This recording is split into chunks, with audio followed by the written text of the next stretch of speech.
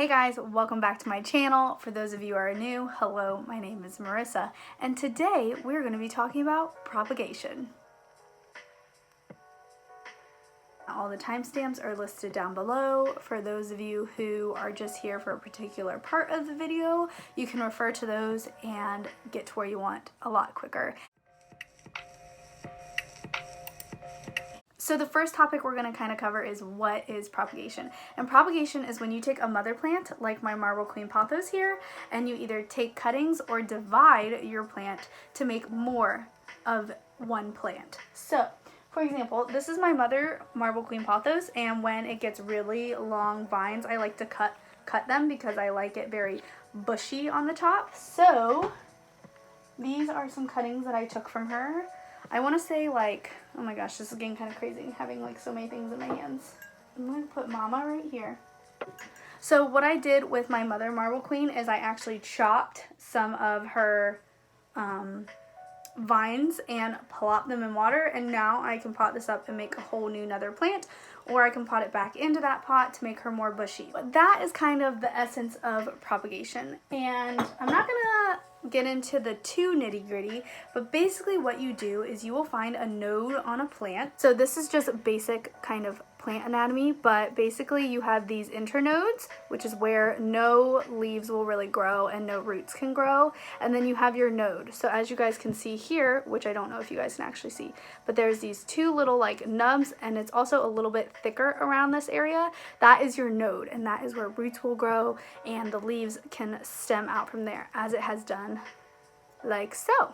You can cut in between the internodes. Obviously you don't want to cut off the nodes, and then plop the node into water. So there are mainly two forms of propagation, and I mainly stick with the first one. So the first one is water propagation, and obviously this is just like what I showed you with my Marble Queen, is I cut it off and I put it in water, and as you guys can see, there are a bunch of roots coming out.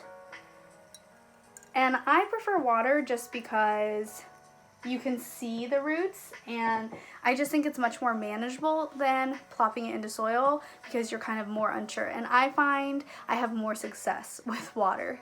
So then the second option is soil propagation, which is when you cut it and you plop the cutting back into soil, and then hopefully it will root in the soil. Now the reason why I don't like soil propagation is, for me, it's just harder to gauge if the roots are growing, if they're rotting, do they have what they need, etc. So I prefer water propagation, and that's mainly what you'll see from me today. But that's kind of the what is propagation. The next question people might ask is, why? Why do people propagate? And for me, it's very simple. I want more plants. And so if I can cut up one of my large plants and make a ton of little plants, that's great. And when you have more plants, you can then, gift them to friends, put them in other places around your house. The possibilities are endless. Another reason why people propagate is because sometimes they need to help a plant recover from either damage or root rot, or their plant just doesn't look the way they want it to, so they cut off those pieces and then they just want to save them. So that is the why behind propagation, at least in my experience and what I see most frequently. So now I'm going to just go ahead and show you guys some of my propagations, the ones that have been successful, and just some kind of tips and tricks. The first plant I ever propagated was a golden pothos, and I'll go ahead and insert a clip of the mother plant, but she basically got really long and crazy, and so I took some cuttings from her, and these obviously started in water, and then once the roots got long enough, I potted them up in soil, and I've had these for about a year. They're pretty tiny, and obviously the growing season just started, but they have been doing great, and as you can see, I was able to make another little plant out of it. Now, the only thing that I kind of have to tell you about golden pothos or your philodendrons and things like that is if you propagate them in water and then put them in soil, be sure you keep your soil really moist because they have more of like a shock factor when they go from water to soil. So if you are going from water to soil like I do, just keep an eye on your soil and make sure that it's staying damp at least for like the first week or so. And then these are more golden pothos cuttings. They don't have roots, but I just kind of wanted to show you how it starts off. I know these look like Marble Queen, but these grew from my golden pothos. Isn't that variegation crazy? I digress. As you guys can see, I cut off the inner nodes, and all that's left is kind of the nubby part with the root and where the leaf grows out. And that is the part where I stick it in water, and it'll start growing roots from here, and then a new leaf will come up through here. That's kind of how my golden pothos started, and this is kind of the end product. Obviously, if you want it more bushy, you'll take more cuttings. However, I didn't really want a super bushy plant since this usually sits up there on my bookshelf. But that is what that one looks like. As I go through this video, you'll see me putting plants back because I hate when my plants are like out of place. I like when everything's organized. The next plant that I have that's super easy to propagate is Philodendron. So Philodendron Brazil, this is the example I have for you. So this is a final product, but before you get the final product, I pop it in water. So this is one that I have propagating right now, and as you guys can see, it has a lot of roots growing. I don't know if you guys can see there. So I did it usually with Philodendron Brazil. I like taking the long vines, and then some people will cut them up by each leaf and then pop them in water, but I just like the way this looks. And now those roots are definitely ready to be potted up, but I like the look of them in the glass, so I'll probably let them get a little bit longer. But once you pot them up, this is kind of what it looks like, and this is a successful propagation I've had. So I started with just this leaf and this leaf down here, and then it's put off this new leaf. There's another leaf coming, and then there's another one right here. So that is kind of the final product. Kind of same procedures as you would with the pothos that I just talked about. You want to keep the soil moist for the first week or two when you get it into soil. But other than that, these plants are super easy to propagate, and they do really well once they're rooted. The next one that I have is this guy. This is a trait of Scampia. He doesn't have roots yet, but these root really fast. Like, I can guarantee he'll have roots. Oh, actually he does. I don't know if you guys will be able to see, but see that little white nub?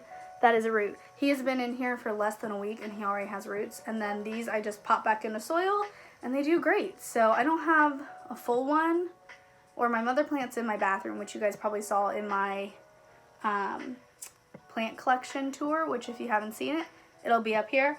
But yeah, these were just some of the pieces that were getting more leggy, so I just chopped them and popped them in water. Okay, the next plant that I have is a Monstera. So this is one of those propagations that I cut because the mother plant was not doing well. The mother plant actually began to the foliage got a little burned. I was treating it for thrips.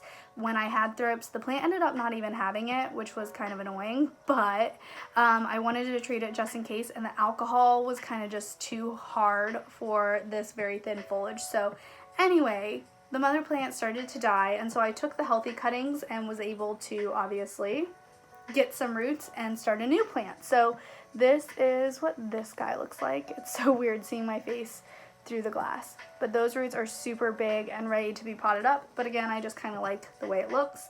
This plant does really well when you transition it into soil. I haven't had any problems. You can just kind of keep it on a regular watering schedule and it'll be fine. This is a successful propagation that I've had. So this was one of the first cuttings that I potted up into a planter after obviously the mother plant died, and this is the way it looks. So it actually just started with this stem right here, and then these two kind of popped up on their own, and then it just kept growing and growing. So this is kind of what it looks like in the soil, and it's done really well, and as you guys can see, it's putting out a new leaf. So Ansonii cuttings are really easy in my opinion, and I think it's great to take cuttings. Okay, so the next plant that I want to talk about can be a little bit trickier to propagate, and these are your Zenzi or ZZ plants. So this is what mine's looking like, and then this is a ZZ cutting kind of in the process. So these are two different types of ZZ plants. One is the Zenzi and one's just your standard. So this one I accidentally broke off of my mother plant, and as you can see, it has a tuber here at the bottom that's put out roots, which is great, but this was actually like the middle of the stem. It didn't already have the tuber. So for those of you wondering, oh, I snapped my ZZ stem, or I want to cut this one off because it's getting too long, whatever your reason, pop it into water and just wait and see, because it might root up. And I got lucky and it did.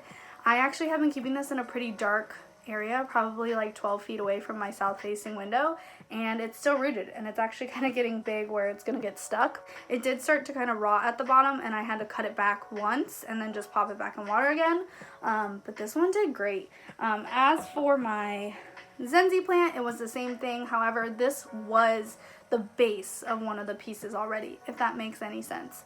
So this one, both of these, I just popped into water and they grew their roots, and I left them there for about a year just to make sure that the roots are very established and good, and ever since they've been doing okay. This cutting actually doesn't look too great.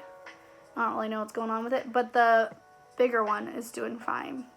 So those are my Zenzi and ZZ cuttings, and those ones were doing fine. So if you ever have a cutting of those and you just want to try it out, go for it, and it could work. Next one that I want to talk about, again, that's kind of tricky, and I actually got a question about this week. This is my ZZ plant, not ZZ plant. We're done with that, Marissa. This is my snake plant, and I actually have two cuttings here. This is my Laurentii, or just Laurenti, I forget. Regardless, the cuttings were made because this plant was dying. So this is another example of me trying to save my plant. And I think I said this in my plant video again, but if you haven't seen it, basically I left this plant in the peat moss that it came in, and it just rotted out. It just stayed too moist and it didn't dry out fast enough. So I took cuttings and I basically just cut the snake plant like I would, like right here. And then here's what I did. So if you put snake plants straight in water, they will just rot. And that's kind of what happened. I think I took 4 cuttings total, and I've only kept 2. The first 2 cuttings just rotted, and the whole thing just turned kind of floppy and gross, and then I had to throw it away. And then here's what I did the last 2 times. So what I did was I actually popped it in water like this. Act like this doesn't have roots. I popped it in water to where it kind of hovers above the water for about a week or 2. I let it kind of hover above the water, so that way it kind of had like humidity, I guess, but it wasn't directly in the water. And then what I did was I filled the water up and I barely let it skim the bottom of the plant, like that, okay? And then finally, when I started seeing some roots, then I went ahead and pushed it all the way into the water. So that's kind of what I've been doing, and it worked for this cutting. Obviously, if you guys can see, it has a ton of roots. And then I did the same thing with the next cutting I took. And it's taken a little longer, but this one has one little root. I don't know if you guys can see it right there or not. But this one grew its one little root, finally. So then this one was sitting in here like this, and then I put it right, skimming the water, and then now that it has a root, I can place it in the water. So that's kind of the process that I follow for snake plants. These take a long time to pot up, so I will probably wait until these roots get way longer before I pot it up, just because I don't want it to not have enough and then me have to start over again. This one is my Monstera, and this one is another example of me propagating because the mother plant was dying. So my mother plant had thrips. I was treating it and the foliage was still getting nasty. So this was the foliage that hadn't been affected that much. And so I popped them in water. They obviously grew roots, and then this is kind of the success of it. So I originally only started with this leaf and then this leaf, and it's so far put out 3, I don't know if you guys can see them, 3 baby leaves, and then it also has another little stem growing here at the base. So Monsteras are really easy to propagate, and as long as you catch them before rot happens too soon, or obviously a pest takes over them, they will do fine and they'll be great. So I have that cutting, and then I have this cutting down here as well. So then I have this guy. This is a Pylea baby that I actually cut off of my mother just because the pot was getting kind of full. So as you guys can see, these are the roots on it. They look awesome. So this one could be potted up actually, but I just haven't yet because I'm kind of lazy. But this is what it looks like when it's finally rooted and healthy. So this was actually the mother that I just chopped in half and I potted in here, but this is another pup that I potted up, and look how good it looks. They look so happy and healthy finally. Now honestly, I could have potted this a little bit lower, but it's fine, I don't mind it. So unlike my Pothos and Philodendron that I had to keep the soil consistently moist, Pyleas are super flexible when you convert them from water to soil. I have had no problems at all, and yeah, that's kind of my Pylea propagation success. So I want to go ahead and show you this one. This is my Moranto. I have no idea what kind it is, but I know it's in the Moranto family. And this was taken completely of cuttings. This plant, my mother plant, was dying. I think it was actually suffering from root rot because I had it in a plastic container and it just was not happy with me. So I took these cuttings, and there's actually only like three plants in here. Three as in like 3 stems, and they have just grown into this giant big plant again, which just makes me really happy because I was really sad that the mother plant was not doing well. So these ones also propagate super easy, and they have no problems at all going from water to soil. Okay, last but not least is this beauty. This is my Scampia pictus. Whoop, luck balls. I believe this is just the silver satin one because it's not the exotica because it's not big, but it's not the silver yan because it still has mainly green on it. So this plant, the mother plant, was just getting leggy and ugly, so I cut it back and I took these cuttings and popped them in water. Now, I originally had them in water, and with my experience of Pothos being kind of like finicky going from water to soil, this was an experiment. I put it in leca. After it grew roots in water, I potted it in leca, and there goes another leca ball.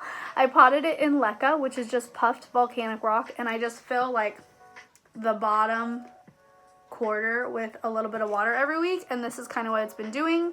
And here in a few weeks I'll pot this up into a soil medium, but for right now this is just what it looks like. It's putting out these giant beautiful leaves, and yeah, that's kind of how I've been propagating from water to soil with leca, with a lot of my philodendron and my pothos. So that is everything for my propagation today. I hope some of those tips and some of those examples helped you guys. As of now, I think that's it. I hope you guys enjoyed this video, and I will see you guys in my next one. Bye, guys.